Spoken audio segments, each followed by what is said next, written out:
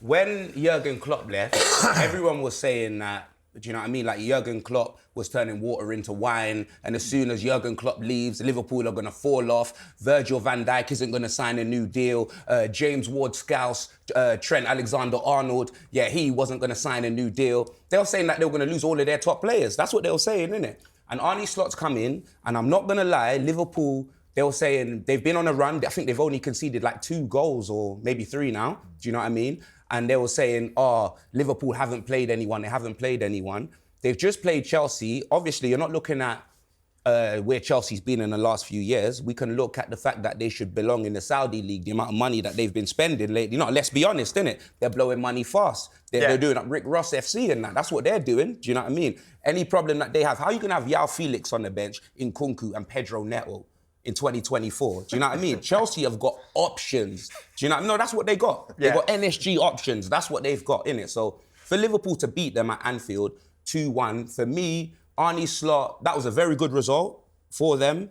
But for me, the league itself, it's going to be very difficult because, like I said, you've got Man City, we've got Pep, and then obviously you know what I mean? We got the Code Man, innit? Code Man the Barbarian. We've got Arteta. Do you know what I'm saying? We've got him too. So it's going to be difficult with the league. So it's a 3-horse race. I think City's up there, Arsenal's up there, Liverpool's up there. And as much as Chelsea lost that game, I'm telling you, like the players they got and the football that they're playing, they're going to be there and thereabouts at the end of the season. That's what I believe. Liverpool dealt with United as well, did they not? Oh, yeah, but we're talking about big teams, Tones, you know what I mean? Like, United, it's not Man United, it's Man Divided, Scran United. They're food, innit? So what are we talking, Edgar? What are we talking? You watch English football all the time. Who are in this title race then? How many are in it? Are we talking Liverpool? We're talking City? We're talking Arsenal? We're talking Chelsea? Is it the 4? No.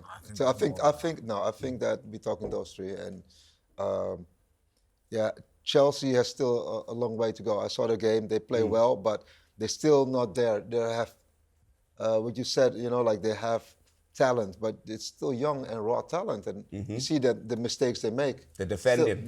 You're still young, and also with the chances they're not as clinical as City and Liverpool. For me, how you can spend billions like that and then have Robert Sanchez in goal, for me, is crazy. Do you know what I mean? They've spent billions and they've got Robert Sanchez in goal. Like, that guy can't save anything. And they're defending as well. Like, they're open at the back like a kitchen apron. That's what it is, isn't it? Like, that. No, honestly, like, you've seen, like, obviously, Chelsea can score goals, but how you can spend that much money, like, it's like going into Selfridges and looking for Lonsdale with we're having Robert Sanchez in goal. For me, no, he's not good enough, Tone. The big thing for Chelsea is you've spent so much money and you haven't got a proven goal scorer.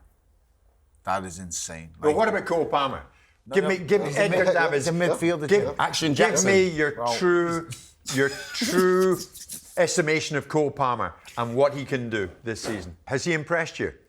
Yeah, he definitely has impressed me. But the thing is, he's still young.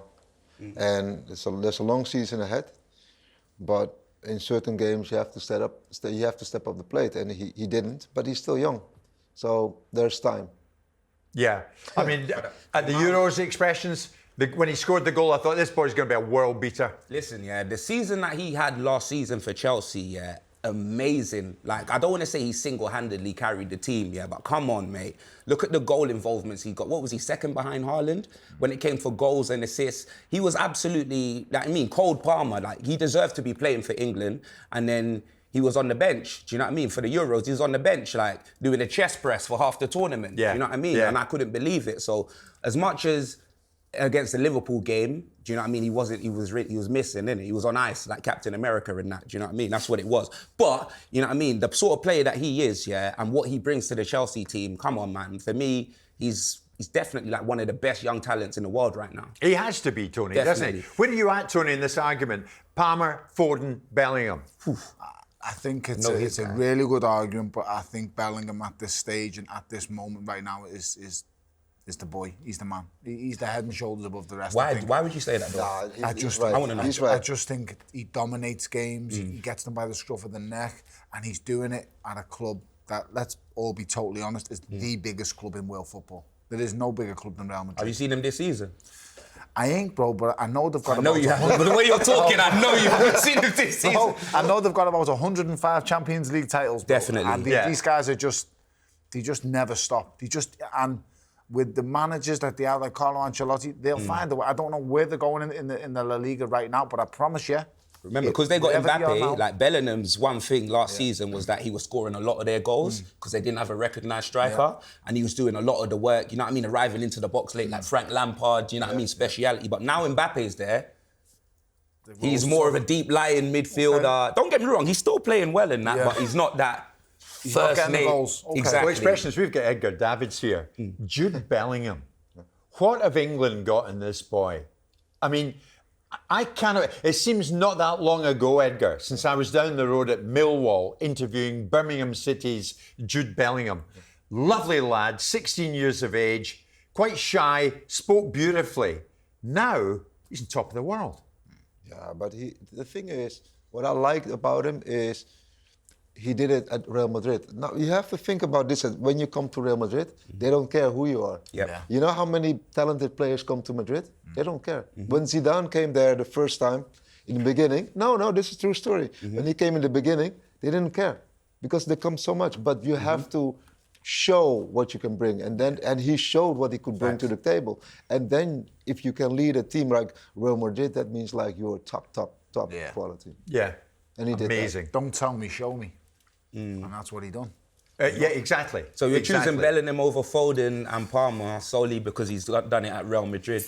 I do it, bro, because I've got to ask the question, he dragged us through the Euros. Because what's Foden's one at City? He won the treble? Or did they win the four? Yeah. No, they won the treble, right? But then you have to look at it also when you've got players around you that City have got, and don't make no mistake, he's got the likes of Vinny Jr. around him. Yeah, I was gonna say. He's now got Mbappe, but can anyone compete with the actual Rodri? The best in this position in the world. Haaland, the best in his position in the world. Yeah. The list just goes on. I mean, he has that much quality around him. Whereas Bellingham went there, and it was about him. Yeah. Like no one cared about anyone else. No one was going about Vinny. It was just a Bellingham. I'm coming here. Watch me do this. And Madrid did beat City in the Champions League as well. So it's overturn to your them, point as well. I can't see past the boy. Edgar, is it down to Jude Bellingham how far he goes in the game? Could he become one of the best 3 players in the world before he's about 21, 22? I think he was last season. There. He was already there. I mean, like there was a discussion. So I think he reached that stage already. But the thing is this, like to do it one season, I know so many players that did it one season. But to keep doing it for back to back and back, that's a different story. But the thing is, listen, what we're talking about. We're talking about kids from 20, 21 year old. Need longevity. That is not normal. And I think that I'm very, very happy for them. And I think it's only for England I see only a bright future. Is that what it takes, Edgar? Is longevity what it takes for Jude Bellingham to be spoke about? I've personally said this before. I think he's going to end up the greatest British player to ever grace the game. I think when his career's over, I think he will be the best. But what does he have to do to be known as that? Is it longevity at the highest level? No, that's the whole thing. If you play back to back, if you play a Real Madrid for say 6-7 years and dominate, you earn that title. I think that a lot of players nowadays, they have like 1 or 2 great seasons. Yeah, so what? On AM, on DAB, via the talkSPORT app and on your smart speaker. talkSPORT.